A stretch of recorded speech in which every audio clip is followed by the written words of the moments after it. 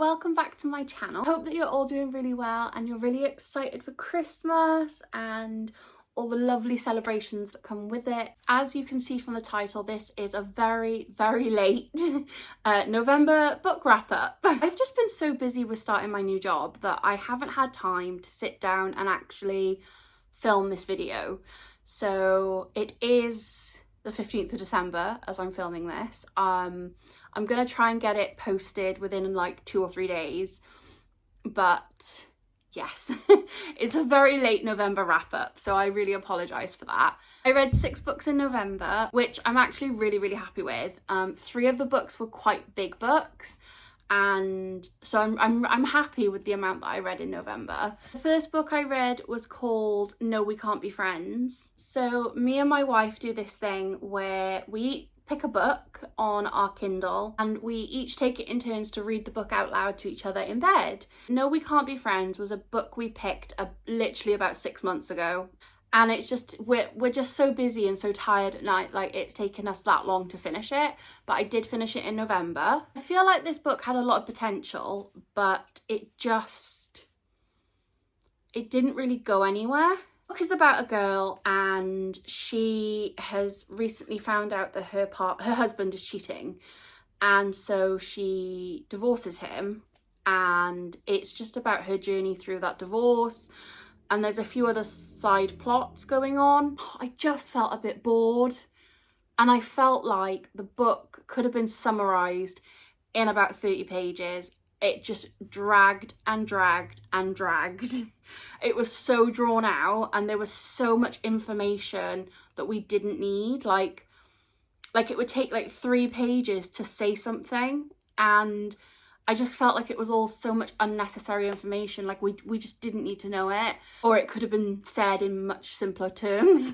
I feel really bad when I feel this way about a book, because obviously someone has put their like heart and soul into writing this book, and you know, like books are so subjective. This is not a reflection on the author themselves. Like someone might love this book and give it 5 stars, someone may hate it and give it 1 star. I gave it 2 stars because I really did like the premise of the book. I just felt like it was very waffly, and I just wanted like more depth to it. I wanted more character development, and I felt like we got a lot of information but not a lot of substance. The second book I read in November was A Court of Silver Flames, and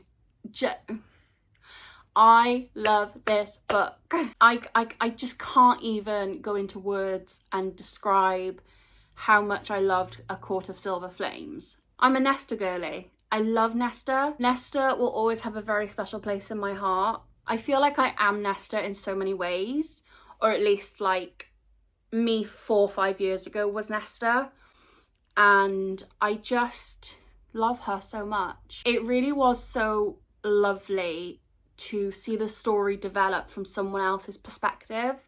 Obviously we've had Feyre's perspective for the first 4 books, so I just found it really refreshing to see the world from someone else's point of view. I love the dynamics between Nesta and Cassian. I thought that was brilliant. I love the way she deals with things and the way she handles her pain, and it just felt so real and raw and realistic, and I just loved it.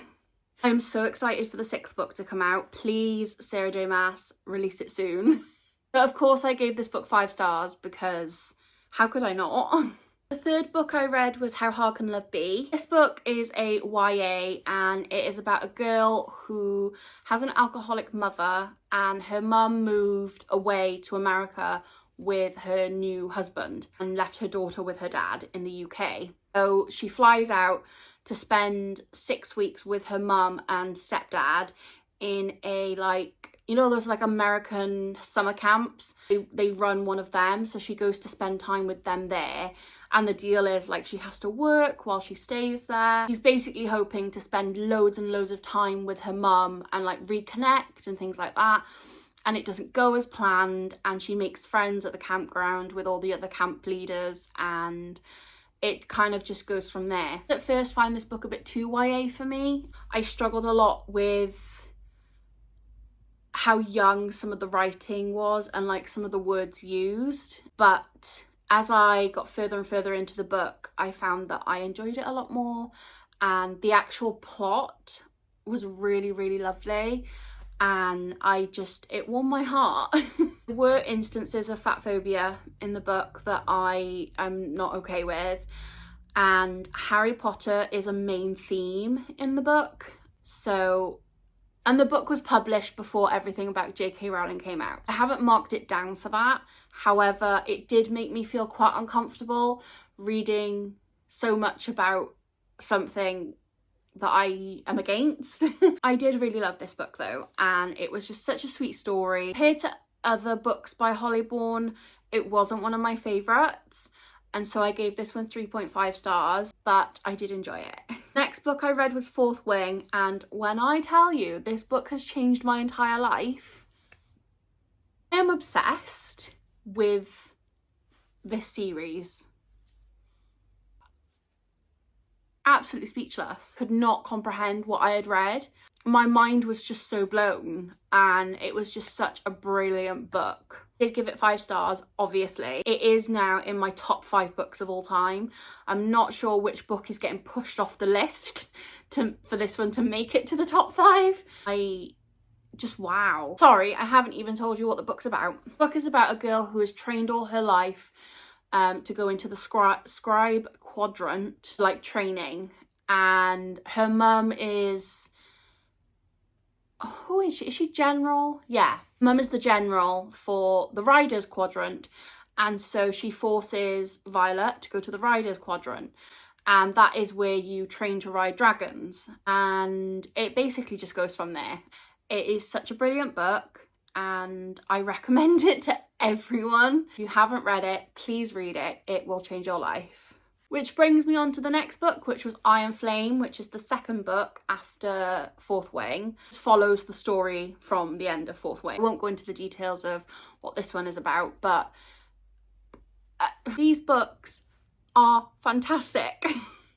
They absolutely destroy me, and I love when a book's writing is so good that I'm crying, I'm laughing, I'm squealing and kicking my feet, you know, like books bring out those physical things in me from the emotions. Like, I love it when a book does that. These books have done that for me. I'm so excited for the third book. I have bought a ticket to the Waterstones midnight release party in my city. So I just can't wait. I'm so excited, guys. And the 6th book I read in November was called Threads of Us. This book was one that I was gifted from NetGalley. It has perspectives from a few different people, but ultimately the book is about a girl and a boy, or a man and a woman. The woman has just lost her dad, and he sent her an email before he died, or he wrote an email before he died and never sent it, and she hasn't received it, and she wants to know what was in it. The man has recently driven his car into a local building, like a local community building that everyone loves, and he is trying to figure out how he can restore it.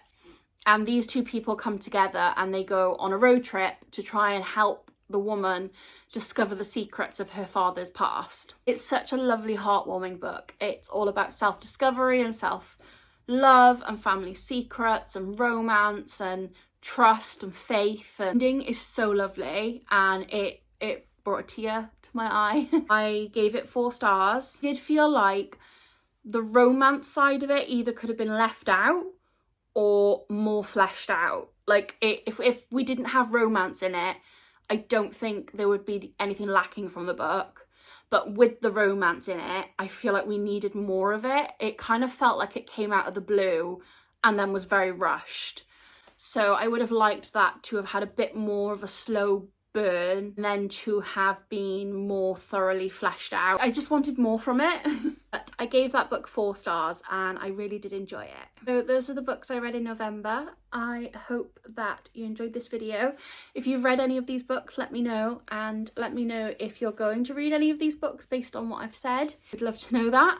I'm gonna post my 12 favourite books of 2024, so one for each month, and I will post my December wrap-up, hopefully the last week of December, first week of January. I'm gonna try and post it on time this time. So yeah, I hope you liked this video.